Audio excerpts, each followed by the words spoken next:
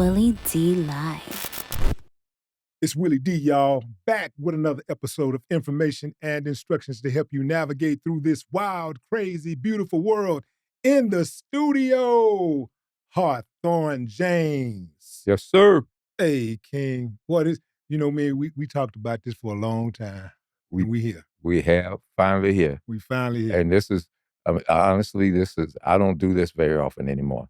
Yeah. So, but for you, yes. My man. Because it's like, sometimes I've done so many interviews since I was in my 20s. And it's like spitting into the wind sometimes. Sometimes you just get tired of trying to educate people. Right. I'm not that I don't think I know everything in the world. No. But there are certain things. I've been on this earth a long time. And there's certain things I know Right. that I try and teach people, but it's like, wow. Whew. Yeah. It's tiring. It's exhausting, Willie. Yeah. I feel you. Yeah. I feel you. You started being taught yourself in regards to acting at what age? That's a question. I think it was 5 years old. I have to say there's something about it because I come from a fairly large family, although 8 people, eight kids aren't a lot. Sometimes people come up to me talking about 20. Well, I'm one of 20. What, 20? God, no. But I came from a fairly large family. I have 2 older sisters and an older brother who are very, very popular. And by the time I got to school, I went to Catholic school. By the time I got there, they were tired of the family, I think, the nuns. Yeah. So I felt alone. And my mother always told the story. She said, uh, she, she was talking to my grandmother. And I stayed with my grandparents a lot because both my parents were working. And my mother always said, I told my grandmother, my mama got too many children. She forgets all about me. And I think that set the whole parameters up of who I am. Because I've always looked for some kind of attention. And then when I got on stage, there's a nun named Sister Aquinette. She did a kindergarten play every year. And I was in the kindergarten play, and the scene that we were in with Native Americans, and the drummers were over there. And I wanted to be one of the drummers, but she wouldn't let me. So I had to dance around in a circle going, woo, woo, woo, woo, woo, woo, woo. But I felt doing it better than anybody else. Just that little simple going around. And I finally felt people were looking at me, paying attention to me. And I think that's where it started, Will. Mm. And so where do you fall at? And how many kids is it again? There are 8 of us, and I'm number 4. You're number 4. Yeah. You spoke about your mom, A.M. Aileen. Mm-hmm. Annie Maud Aileen. What's the first name? Annie Maud Aileen. And I wonder, that was my next question, like, what does A.M. stands for? I never seen a woman abbreviate her name, her first and middle name. Yeah, I don't know why she did it, but she went by Aileen all her life. I don't think she liked Annie or Maud. Yeah. My grandmother's name was Maud. Yeah. Where the Annie came from, I don't know. Right. But she liked Aileen, so she was always Aileen. A.M. Aileen Hawthorne. Annie Maud Aileen Hawthorne. And what kind of person was? What kind of person was she? Oh my God! Lots of people say they had the best mother, and I'm gonna say the same thing. I had the best mother. It's one of those things, Willie. I love my daddy, but that's why I know when you don't have a man in the house, you're in trouble. Because when I finally went to school, the only time I got to see my mother, because she would leave the house at 3:00. If I did not run home from the time we got out of school to the house, my mother would be standing there in the mirror, and she had long jet black hair all the way down to her butt. And she would be standing in that mirror, and she'd be combing her hair. And she put it in a bun. I can close my eye. I can see it now. She put it in a bun, and she'd walk out the door and go to work. That's the only time I got to see her. And I experimented as a kid. I walked home a couple of times just to see if I could get there. She was gone. So I had to run to see my mother. Do you think I would run to see my father? Mm. No. And I loved my father. Was your father Robert? Was he a disciplinarian? Oh, yeah, yeah. I mean, you know how black folks were back in that day. Yeah, Yeah, you know, I got my butt whipped many a day. yeah. You know, they didn't take no mess. My mother didn't take no mess. Neither one of them did.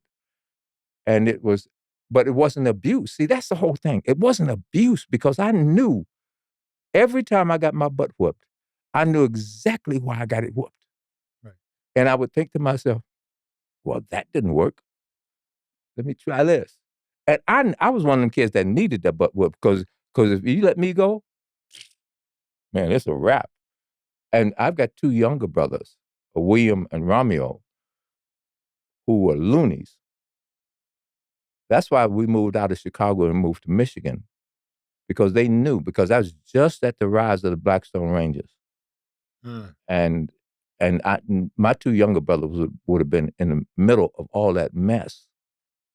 So they moved us to Michigan to a place. I thought it was 300 people, but my brother says now it was 500. So 300 to 500 people, you know, from Chicago to rural Michigan. But I found out I'm a country boy. So is that how you ended up at Michigan University? No, that was a That's journey where you got unto your itself. master's. Yeah. My father had heart problems and diabetes, et cetera, so he wasn't able to work. He's the one that stayed home and taught us how to cook. My daddy was a chef for Al Capone's brother in Chicago. So he taught us to cook. He made us make sure the house was in order. My mother almost always had two jobs, so very rarely saw her. She would drive to South Bend, Indiana, which was 30 miles away, because she worked for Social Security every day. And so at 18, getting ready to graduate from high school, it was during the draft. So I applied to. I was an honor student when I was in Chicago, because those nuns stayed on me. When I went to Michigan, them people didn't give a damn about me. My grades went in the toilet. So I fooled around and I applied to one school, Michigan State, and I got the thin envelope. So you know what happens with the thin envelope. They're saying, oh, hell no, not today. The thick envelope, where you got to fill out paperwork, that means you're accepted. But so I got the thin envelope, and I didn't know what I was going to do. I was actually trying to figure out, well, should I go in the Navy? I can't swim. Should I go in the Army? Oh, hell no. My brother was in the Marine Corps, and I certainly wasn't going to follow in his footsteps, because I knew how loony they are. So it was like the Air Force. But at that time, everybody was trying to join the Air Force because of Vietnam. And so you could sign up, but they put you wherever the hell they wanted you. So one day my father had to go to the hospital in South Bend, and he took a different route. He drove by this school called Holy Cross Junior College. And it said, now accepting lay students for the fall. And for those that don't know, lay students are non-religious, because that was the school meant for their priests, and then their brothers. So that school was built for brothers. But the first year they were going to accept lay students. So he went in there and he talked to Brother John Driscoll, and he talked Brother John into taking me into that college. I don't know how he did it, but my daddy had that gift of gab. I don't have it, honestly. He called his old buddy Al Capone brother. Yeah. But Give him an offer. Make them an offer they can't can't refuse. refuse. That's right. But so I went to Holy Cross, and my second year there, and Notre Dame was right across the street. Yeah. So my second year there, I was, as usual, classes generally ended at around 1:00, and I had to wait for my mother, because I drove with my mother every day, and she didn't get off till like 4 or 5, something like that. So I was in the student lounge by myself, studying. I think I was studying. Who knows? I may have been sleeping. But Brother John called me. He said he came out of his office. His office was attached to the student lounge. He came out and he said, "James, can I see you?" So I went into his office. He sat down, I sat down.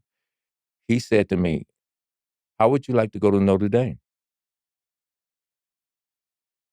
And first thing that came to my mind is, yeah, right. Who you bullshitting? But out of my mouth came, well, Brother John, I don't have the money for that. He said, don't worry about it. I said, and yes, I would like to go. That was the end of the conversation. I got up, left, went back to what I was doing. In the back of my mind, it was at least a month, if not 2 months. But in the back of my mind, I would think about it every once in a while. But I thought, no, there's no way in hell. One day, in the student lounge by myself again, James, come here. I need to talk to you. Went into his office, sat down. He said, you have an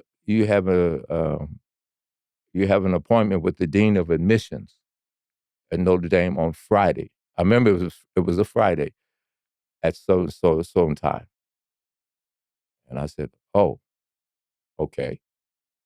So that Friday I went over there, and this guy it was an Irish name. He was head of admissions. I think it was O'Neill. I think that's what it was. Sat in his office, and he had the paperwork in front of him. He was leafing through the paperwork, looking at my stuff. And he looked up and he said, okay, you're in. That's first it. That was it. And he said, and I said, well, I can't pay for it. He said, don't worry about it. You get student loans, you'll get grants, you have work study and scholarship. So that's how I paid. So you had enough money left over to buy food? Food was included in you had a full ride. Yeah, I had a full ride. Good. Okay. But there was at Notre Dame, there was only 5 Black students on academic scholarship. The rest were a handful of athletes. So I was in a dorm called Dillon. But it was the strangest thing. It was like only like 2 or 3 of us lived on campus. The rest of them, other Black students, lived off campus. But the student, this is the thing about Notre Dame, you have to remember, if you weren't starting on those teams, you wasn't sitting on a bench. That bench was reserved for those white guys. You had to be a bad man. But remember, if you were an athlete at Notre Dame, you started, period. If you wasn't started, you wasn't there. If you were Black. If you were Black. Exactly. Yes.